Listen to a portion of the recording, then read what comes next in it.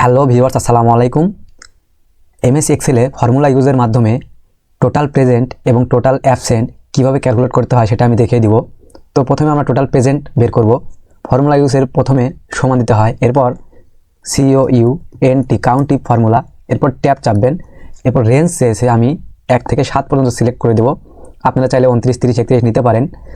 কমা দেব, এরপর double inverted comma দেব, দিয়ে যেহেতু আমি প্রেজেন্ট নির্ণয় করব পি লিখব, এরপর ডাবল ইনভার্টেড কমা ক্লোজ, এরপর ফর্মুলার ফার্স্ট ব্র্যাকেট ক্লোজ, ইন্টার চাপবো। দেখুন এখানে টোটাল প্রেজেন্ট 4টা রয়েছে, 1টা 2টা 3টা 4টা টোটাল প্রেজেন্ট চলে আসছে।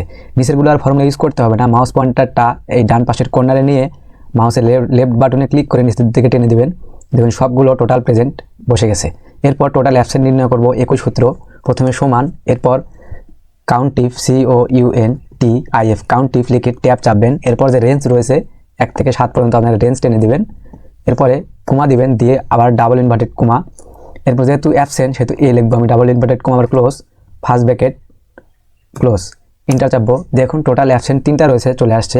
এটাও নিচেরগুলো ফর্মুলা ইউজ আর করতে হবে না, মাউস পয়েন্টারটা এখানে ধরে যখন প্লাস আসবে তখন মাউসের লেফট বাটনে ক্লিক করে ধরে রেখে নিচের দিকে টেনে দিবেন, দেখুন সবগুলো চলে আসছে। তো কাউন্টিভ ফর্মুলা ইউজ করে আমরা total present and total absent খুব সহজে নির্ণয় করতে পারি।